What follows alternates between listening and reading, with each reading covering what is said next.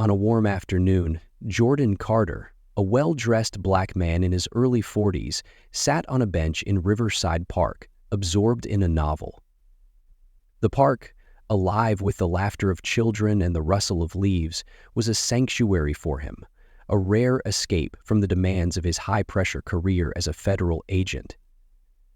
Dressed casually, he blended effortlessly into the peaceful atmosphere, yet his composed demeanor seemed to draw attention. Meanwhile, Officer Derek Hensley, a veteran of the local police force with over 2 decades of experience, patrolled the park with a practiced eye. Despite the tranquility around him, Derek's instincts often pushed him to see threats where none existed. As his gaze swept across the park, it settled on Jordan. A vague unease prickled at the back of Derek's mind.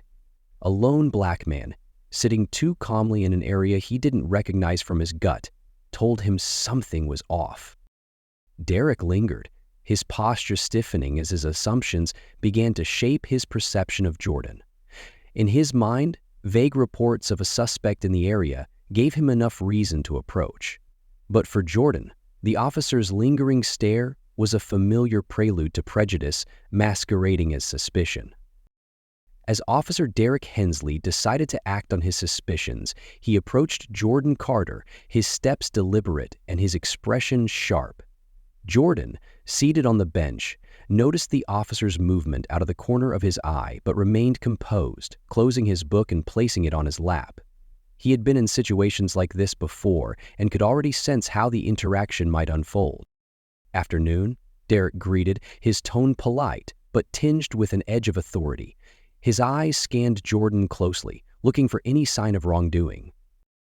"Afternoon," Jordan replied evenly, his calm voice matching the neutral expression on his face. "What brings you out here today?" Derek pressed, his gaze flicking to the closed book and then back to Jordan's face, clearly fishing for a justification for his interest. "Just enjoying the park," Jordan replied simply. "It's a nice day." Derek nodded, though his suspicion remained unshaken. "You from around here?" Jordan's slight smile didn't reach his eyes. "I've been around."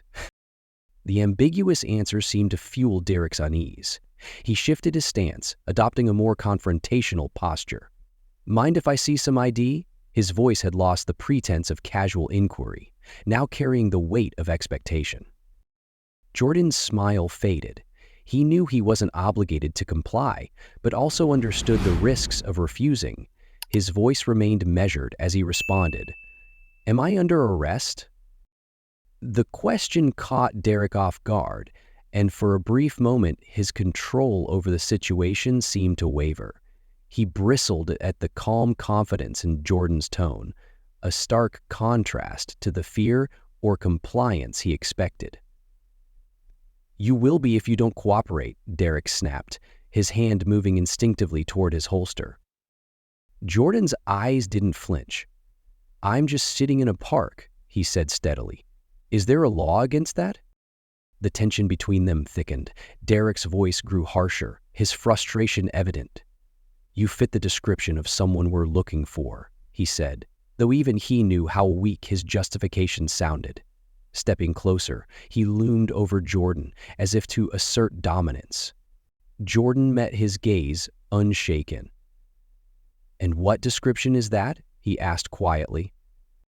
Derek hesitated, his jaw tightening. He didn't have a good answer and knew it, but admitting that would mean losing control of the encounter. "Don't get smart with me," he snapped, his voice rising. "Show me some ID now." Realizing that further resistance could escalate the situation dangerously, Jordan decided to comply. Slowly, deliberately, he reached into his pocket and retrieved his wallet, handing over his ID. Derek snatched it from his hand, his grip firm and his expression unreadable as he scanned the information. "Stand up," Derek ordered, stepping back to give Jordan room. Jordan sighed inwardly but rose, knowing the encounter had now shifted beyond reason. Though frustration simmered within him, he remained composed, recognizing that the truth of his identity would soon come to light. After carefully handing over his ID, Jordan Carter stood silently as Officer Derek Hensley scanned the card. The officer's eyes darted over the name and details, but the information didn't register in a way that mattered to him. In his mind, the decision had already been made. Jordan's calm demeanor and refusal to show fear only deepened Derek's suspicions.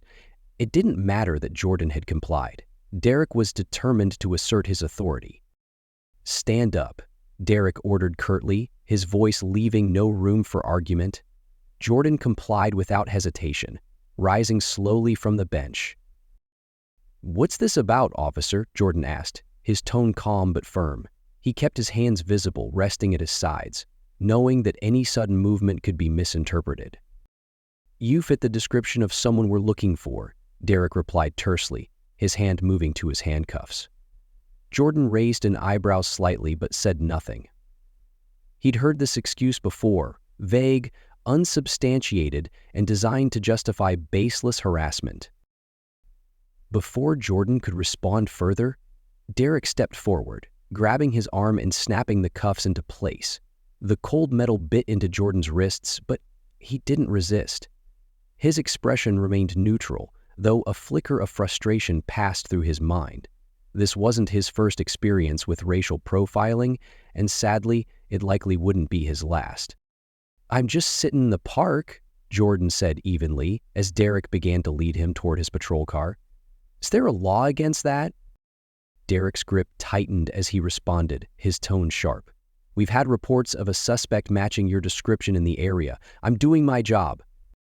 Jordan glanced at the officer briefly, his expression unreadable. He knew there was no point in arguing. The situation had already escalated unnecessarily. However, he also knew that his identity as a federal agent would soon come to light, and the reality of Derek's mistake would be impossible to ignore. For now, though, he allowed the officer to believe he was in control. As they walked through the park toward the patrol car, a few onlookers turned their heads, their curiosity piqued by the unusual sight. Jordan felt the familiar weight of their stares, a mix of pity and judgment. Still, he kept his posture straight, refusing to let the indignity of the moment affect his composure. Reaching the car, Derek opened the back door and guided Jordan inside, securing him in the back seat. Sitting there, Jordan let his mind shift to what would come next. He wasn't worried about himself. He knew his rights, knew the system, and knew that his credentials would exonerate him soon enough. What weighed on him instead was the exhausting predictability of the encounter. Even as an FBI agent, he wasn't immune to the biases that permeated the system. As the car pulled away from the park, Derek glanced at Jordan through the rearview mirror. "What were you really doing in that park?" he asked, his tone laced with suspicion. Jordan met the officer's eyes through the mirror, his calm gaze unwavering. "Exactly what I said, enjoying my day off." Derek scoffed but said nothing further, focusing instead on navigating the city streets. In the back seat, Jordan let out a small sigh.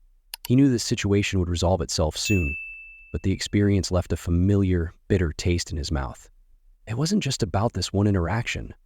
It was about the countless others like it, part of a larger, deeply ingrained issue. He silently resolved to ensure that this particular encounter wouldn't end quietly, not for himself, but for others who couldn't fight back the way he could. As the patrol car rolled to a stop outside the precinct, Officer Derek Hensley opened the door and helped Jordan Carter out. The metal handcuffs still bit into Jordan's wrists, but his composure remained unshaken. Derek, however, was far from calm. Something about Jordan's steady demeanor, unafraid, unflustered, put him on edge. It wasn't the reaction Derek was accustomed to, and it made him feel as though he had already lost control of the situation. Inside the precinct, the usual bustle of officers and clerks filled the air. Derek led Jordan through the station, his grip firm but slightly hesitant, aware of the questioning glances from his colleagues. Jordan said nothing, his face a mask of quiet confidence.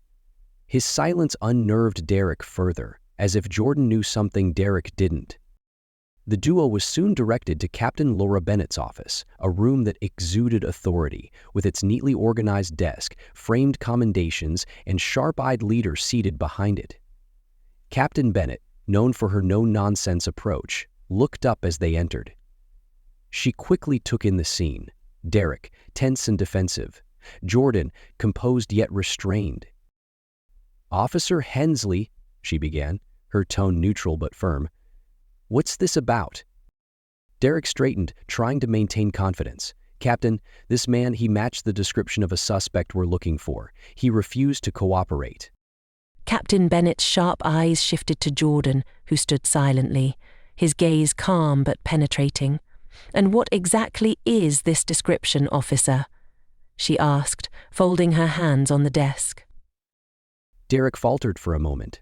"A tall black male, early 40s, he said quickly. "He was acting suspiciously in the park." Bennett's brow furrowed. "Suspiciously how?" Derek hesitated again, the weight of her scrutiny making him stumble. He was just sitting there, alone. Didn't seem like he belonged. Don't..." At this, Jordan's expression didn't change, but there was a flicker of recognition in his eyes. He had heard these justifications too many times before. Bennett leaned back in her chair, her lips pressed into a thin line. "Let me get this straight," she said, her voice measured.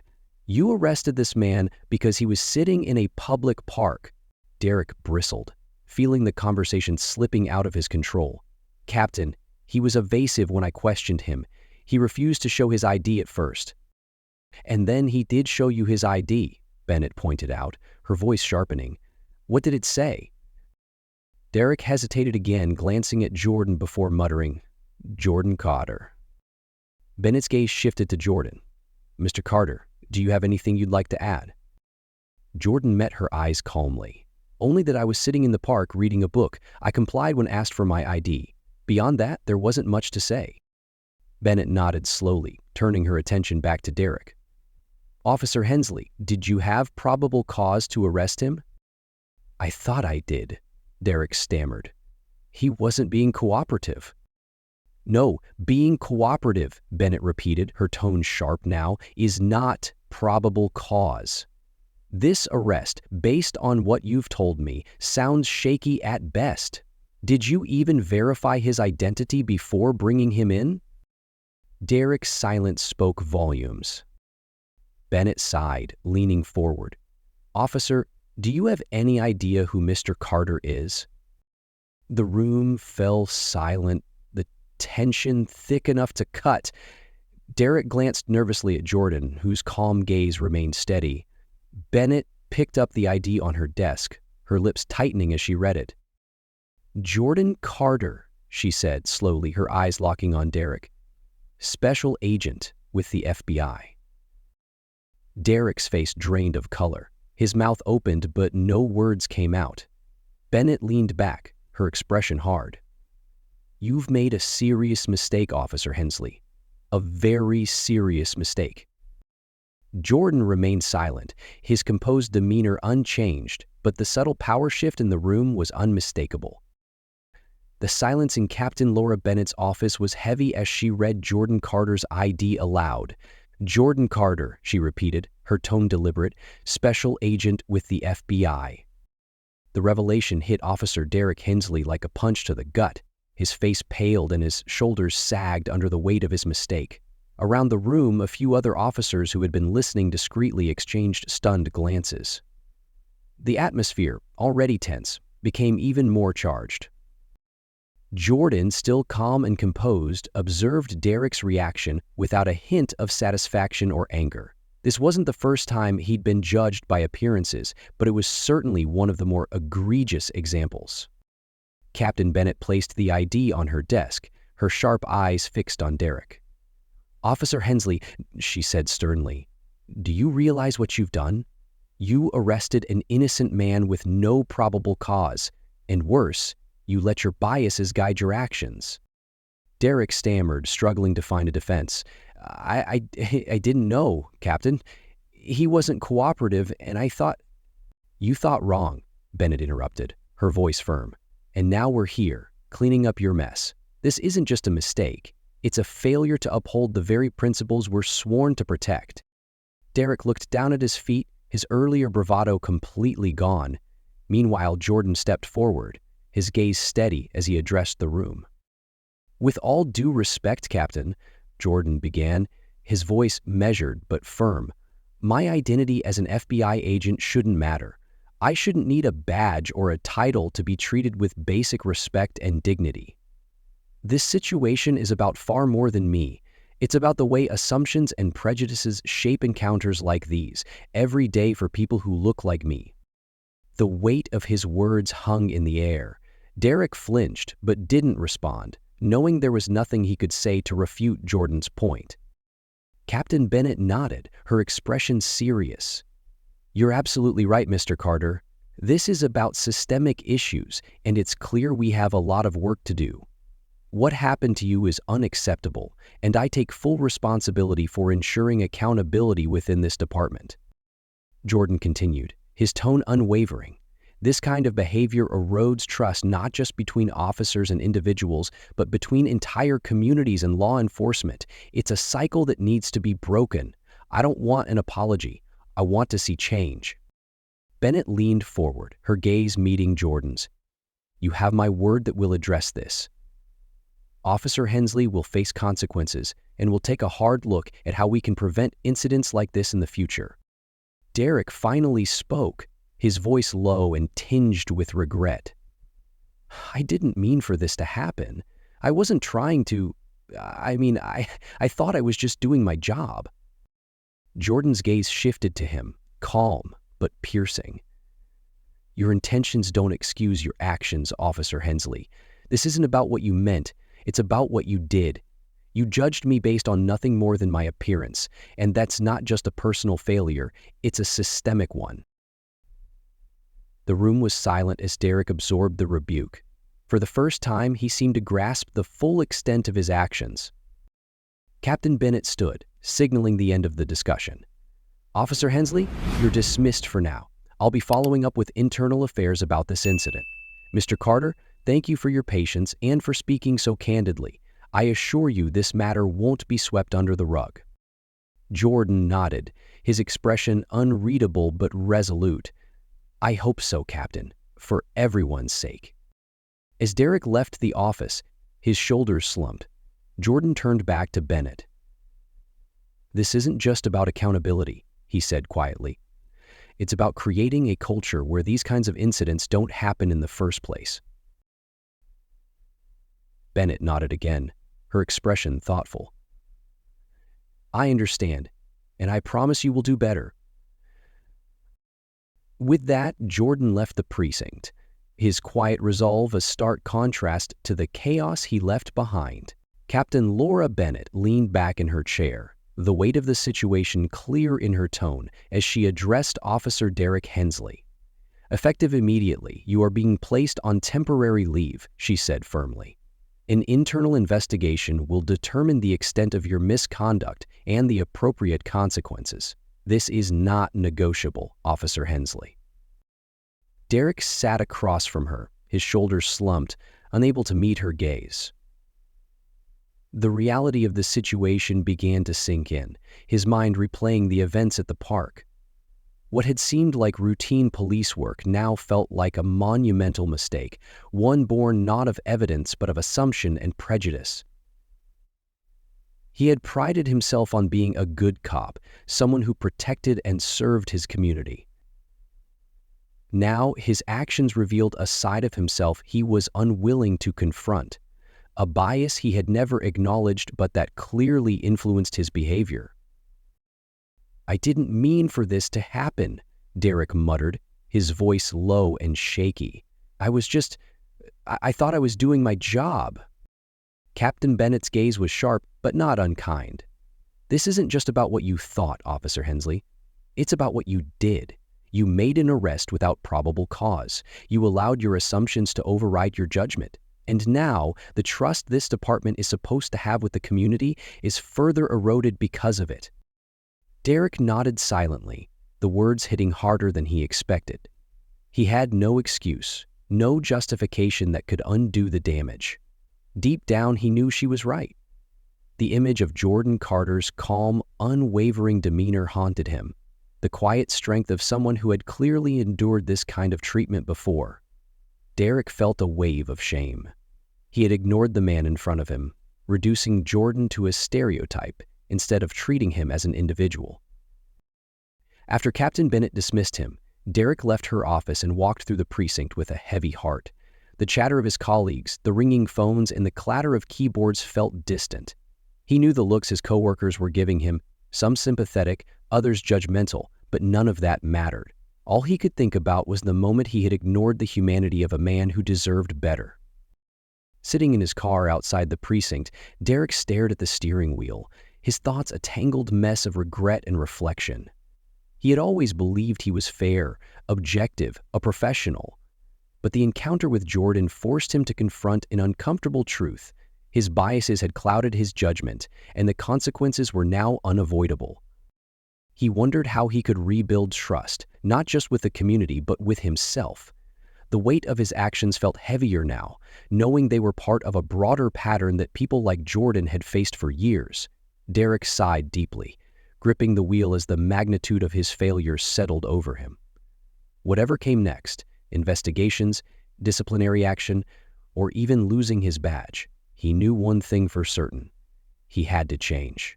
This moment had to be a turning point, not just for him, but for the way he approached his role as an officer. In the sterile, fluorescent-lit room designated for internal reviews, the air was tense, filled with the hum of whispers and the rustle of paperwork. Around a long table sat several senior officers, representatives from internal affairs and legal counsel. At the head of the table was Captain Laura Bennett, her posture rigid yet composed. Next to her was Jordan Carter, the FBI agent whose calm but powerful demeanor had already reshaped the narrative surrounding his undeath arrest. Officer Derek Hensley sat further down the table, his shoulders hunched, his face a mixture of shame and apprehension. He avoided eye contact, particularly with Jordan, who now prepared to recount the incident that had brought them all there. Captain Bennett began the proceedings with her usual commanding presence. "Mr. Carter, thank you for joining us today. We've convened this review to address the events that occurred during your interaction with Officer Hensley and to assess what changes are necessary to ensure this doesn't happen again. Please, when you are ready, share your account." Jordan nodded, his expression calm but resolute. "Thank you, Captain. I appreciate the opportunity to speak." He leaned forward slightly, his hands resting on the table. "The incident in Riverside Park began like many others I've experienced over the years. I was sitting on a bench, reading a book, enjoying my day off, when I noticed Officer Hensley watching me from a distance. I could feel the weight of his gaze. It wasn't curiosity or casual observation. It was suspicion." Derek flinched but didn't look up. "After a few moments, Officer Hensley approached me," Jordan continued, his tone steady. His demeanor was tense, his questions pointed. I could tell immediately that I was being profiled, that his assumptions about me had nothing to do with my actions and everything to do with my appearance. When he asked for my ID, I complied, slowly, deliberately, because I know how quickly situations like this can escalate. Several of the officers exchanged glances, their expressions a mix of discomfort and understanding. "Despite providing my identification," Jordan said, "I was handcuffed and arrested without any legitimate probable cause. Officer Hensley claimed I matched the description of a suspect, but never clarified what that description entailed. It was clear to me, and likely to him, that he had no evidence to justify his actions. What followed was a series of unnecessary escalations rooted in bias, not facts." Captain Bennett nodded, her face grim. "Mr. Carter, can you elaborate on how this incident fits into a larger pattern of systemic issues?" Jordan's gaze swept the room. "Certainly. What happened to me isn't unique. It's part of a larger problem, a culture within law enforcement where implicit biases shape actions, even if unintentionally. This culture allows assumptions about race, demeanor, or appearance to override evidence and facts. It's not just about me. It's about every person who has been treated unfairly or unjustly because they looked suspicious." He paused, letting his words sink in. I'm not here to ruin anyone's career or seek retribution. What I want is accountability and systemic reform. The problem isn't just one officer, it's the environment that enables these behaviors to persist. Derek shifted uncomfortably in his seat, but remained silent.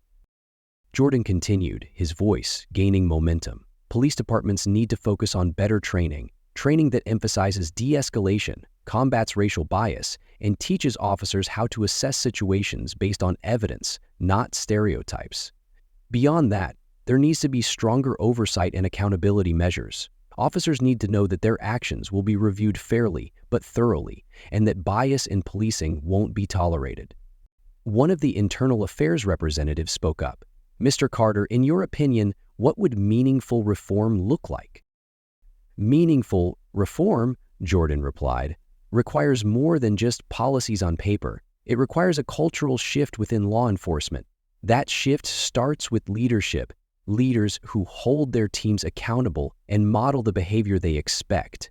It also means engaging with the community, building trust instead of fear. People need to see officers as allies, not adversaries. Captain Bennett leaned forward. Mr. Carter, do you believe this department is capable of making those changes? Jordan looked directly at her. I believe change is possible anywhere there's a willingness to confront hard truths. What matters is whether this department is ready to take those steps, not just to save face, but to genuinely improve how it serves the community. The room fell silent for a moment, the weight of his words pressing on everyone present. Captain Bennett broke the silence. Thank you, Mr. Carter. Your insights are invaluable, and I assure you this department will take them seriously. She turned her attention to Derek. Officer Hensley, do you have anything to add? Derek hesitated, then spoke in a halting voice. I made a mistake. I let my assumptions guide my actions, and I was wrong. I'm sorry for what happened, for putting Mr. Carter through that. I've always tried to do my job the right way, but I see now that I failed. Jordan nodded slightly, acknowledging the apology but not letting it distract from the larger issue. Officer Hensley, I accept your apology, but this isn't just about me. It's about making sure this doesn't happen again to anyone. Words are a start, but actions are what matter. Captain Bennett spoke again, her tone firm but measured. This department will address the issues raised today. Officer Hensley will face disciplinary action, and we will implement new training programs focusing on bias and de-escalation. Additionally, we'll review our oversight policies to ensure accountability is more than just a promise. She turned back to Jordan. Mr. Carter, I hope you'll remain engaged with us as we move forward. Your perspective and experience can help guide these changes. Jordan nodded. I'm willing to help, but understand this, it's not about me being an FBI agent. It's about creating a system where no one has to rely on their credentials to demand fairness.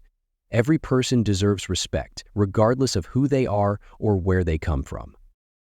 The room was silent again, the gravity of his statement hanging in the air. Captain Bennett stood, signaling the end of the meeting. This review is adjourned. We'll follow up with specific action plans in the coming weeks. As the attendees filed out, Jordan stayed behind for a moment, watching as Derek left, shoulders slumped. Captain Bennett approached him. Thank you for speaking so candidly, Mr. Carter. I mean it when I say we'll take this seriously. Jordan nodded. I hope so, Captain. The stakes are too high not to. With that, he left the precinct, his resolve unwavering. He had done his part to highlight the problem, but the real work lay ahead for the department, for the community, and for every officer who wore the badge. In the precinct conference room, the atmosphere was serious but purposeful as Captain Laura Bennett addressed her officers, representatives from internal affairs, and a few community advocates.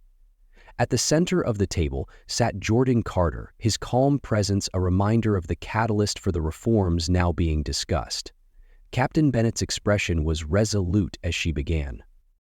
This incident has highlighted systemic issues that we can no longer afford to ignore, she said firmly, her eyes scanning the room. Our department has a responsibility to do better, not just for the individuals we serve, but for the trust and integrity of this institution. Effective immediately, we will implement a series of measures to address the gaps in training, oversight, and accountability. She continued, outlining the plan. First, we will introduce mandatory bias training for all officers, focusing on identifying and mitigating racial and other unconscious biases. This will be accompanied by enhanced de-escalation training to ensure that officers are equipped to handle tense situations without resorting to unnecessary force. Jordan nodded subtly at her words, but his expression remained measured, listening intently. Second, Bennett went on, we are instituting stronger accountability measures. Every officer's actions will be subject to more rigorous oversight, including body camera reviews and regular performance evaluations. Additionally, community liaisons will be involved in providing feedback, ensuring that we remain aligned with the expectations of the people we serve. There was a murmur of agreement among some of the officers, though a few exchanged uncertain glances. Bennett addressed this directly. I understand change isn't easy, but if we want to rebuild trust with our community, these changes are non-negotiable. This is about ensuring that every interaction, every decision reflects fairness and professionalism. Jordan finally spoke, his voice calm but firm. Captain Bennett, I appreciate the steps you're taking. They're a necessary start, but they can't just be policies on paper. Training is important, but it has to translate into real-world application. Officers need to internalize these lessons, not just check a box. Leadership must set the example every single day. Bennett nodded. Agreed, Mr. Carter. Leadership is key. That's why every level of this department, myself included, will be held to these standards. Jordan leaned forward slightly, his gaze sweeping the room. Sustained change also requires ongoing dialogue with the community. Officers need to spend time in neighborhoods, building relationships outside of enforcement. People need to see law enforcement as allies, not adversaries. That trust has to be earned consistently. His words hung in the air, a challenge and a call to action. Bennett met his gaze. You're absolutely right. Part of our plan includes more outreach initiatives, community forums, joint activities, and opportunities for officers to engage with residents in non-enforcement settings. This isn't just about fixing a single issue. It's about transforming the culture of this department. Jordan's expression softened slightly, his approval evident. If you follow through on that, Captain, it'll make a difference. But remember, this is a long-term commitment. You won't see results overnight, and there will be setbacks. What matters is that the effort doesn't stop when the headlines fade. Bennett smiled faintly, appreciating his candor. We're in it for the long haul, Mr. Carter. This department is committed to doing what it takes to ensure this doesn't happen again, not just to you, but to anyone. Jordan nodded. Good, that's what the community deserves. That's what justice looks like. As the meeting concluded, there was a palpable sense of determination in the room. The road ahead would be challenging, but the first steps toward meaningful change had been taken.